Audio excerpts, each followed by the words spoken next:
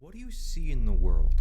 This is a spiritual journey, which is one I actually just mean to say that it's a journey inside ourselves, who we naturally are, and the mystery that is in this universe that we cannot let go of. Because we've had it since we were a very young child, looking into the world, looking at the stars, looking at the natural environment, and curious about the world.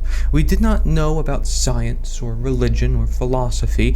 We came up with our own ideas, our own imaginations of what the world is. And some may call this, well, foolish. Why would you make imaginary designs of the world? That's not reality.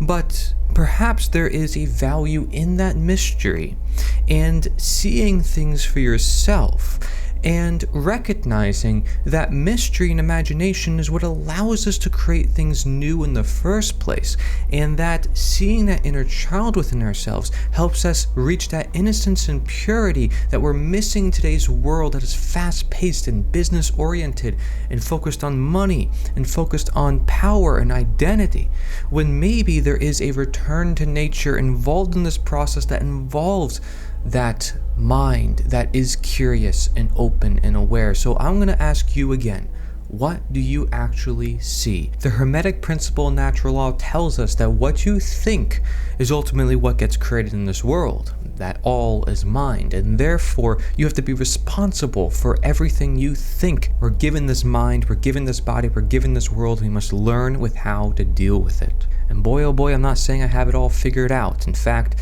I'm saying that's the problem. I'm not saying this is how we should structure the world in this particular way. I'm saying that's the problem. Most people are not going to admit to this, but I'm going to talk about that in this video. Look into the stars, what do you see? You should see stars, but you may also see mystery. Well, how is that? It sounds more like an abstraction than that of looking at the clouds and assuming of them a message. Do you not see what surrounds the stars? What allows you to see the stars? And what makes it so that we call them stars? Perhaps now you see the mystery. However, the mere fact that you don't know what you truly see, despite how you think you know what you see, certainly involves a lot of mystery in an individual, at least individuals with curious and open minds. And why not give as much credit to the stars as we do the surrounding darkness that allows us to see them? Without one, we don't have the other. Indeed, mystery is something we must have to see the bigger picture. For if it weren't for mystery, we would have no need in discovery or innovation. It would also be quite hard to be poetic or to read poetry, to say the least. Mystery comes from our freedom, and it comes with our childlike nature. Furthermore, it actually helps us connect more with the world we do know. It is accepting an unknown in order to know. Think of yourself. You don't know everything about yourself, but as you explore the unknown or the shadow that you have, you actually gain more of an understanding of yourself. Many people will call this shadow work. So you acknowledge what you don't have, even to some extent of keeping it at the position of unknowable, and therefore come to accept a mystery in life. A willing ignorance of reality that to a great extent is bliss. For instance, if we knew everything about everybody, there'd be less value in connecting with others or in learning. There'd be no meaningful adventure in going somewhere new, of discovering a new product, a new person, or a new place, and so on. Mystery is the quality of yin as opposed to yang. But it is this entire universe, the basis from which all science and religion must work upon. Yet, we may even want to be ignorant of this ignorance. So how far into our darkness do we go without shedding any light? It is in recognizing the unknown that makes it known, or recognizing our ignorance that helps us seek knowledge, and these concepts would not exist without one another. So what is behind all? If you can look at a sky and many stars and see how everything relies on one another in a polarity, with polarities within, like the Mandelbrot set, what is beyond polarity? These questions are not meant to have answers, perhaps because it is mystery which ever keeps us finding more, and without which we'd have no purpose. Those who think they've figured it all out not only limit themselves, they rid of the child within them, and assume yang over yin. It must be known that there is always more to life, more than these words, than the governments, ideologies, and religions, yet people wish to stick themselves there. When all these have developed out of something much, much more, and also from time for which new experiences are always being made. If Jesus or Buddha or any other spiritual figure or their representative spirit was so on this earth, it was a period of time, which proves the fact it won't be the last. Our knowledge, our innovations continue with our mystery. And this should be upheld if we wish to keep going. But squandering this mystery by sticking ourselves in a box will get us stuck until we have no choice but to catch up to speed. And as ancient Chinese freedom philosopher Lao Tzu has told us, the flexible and soft and yielding are the disciples of life. Thus, in a world of mass media and consumerism with less mystery, we may ask ourselves if we still have our uncarved block, if we still know what is reality. And this question will become ever more relevant the further we lose touch with our own mystery and senses which perceives it.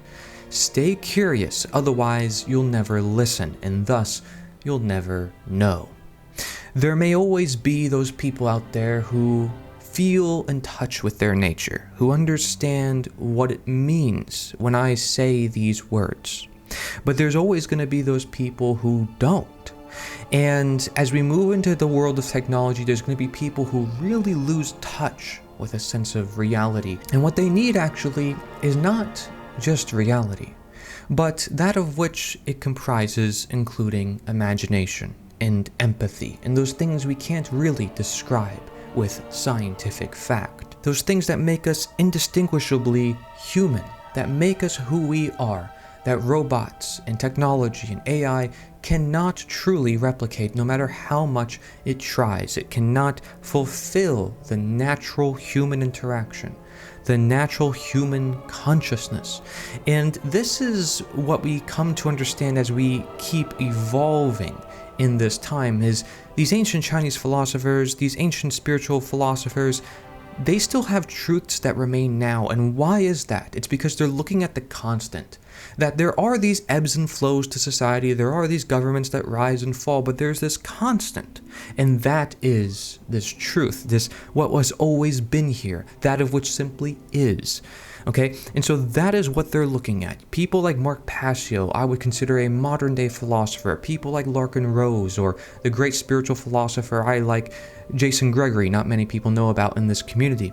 And there's many others out there. And people follow them because they have words of wisdom, and wisdom is usually associated with action, and action that is particularly associated with something based in reality, and reality that is associated with something that has always existed, something that is constant and known, or common sense.